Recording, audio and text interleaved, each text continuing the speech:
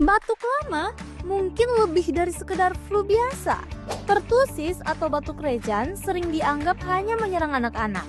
Padahal orang dewasa juga bisa terkena dan bahkan mengalami batuk berkepanjangan yang sangat mengganggu. Gejalanya tidak hanya melelahkan, tapi juga bisa menyebabkan komplikasi seperti infeksi paru-paru atau gangguan aktivitas sehari-hari. Solusinya dengan vaksinasi. Anda bisa mencegah pertusis dan tetap produktif tanpa khawatir batuk berkepanjangan. Jadwalkan sekarang di Pondok Vaksin. Yuk lakukan vaksinasi di Pondok Vaksin dan jangan lupa download aplikasi Pondok Vaksin.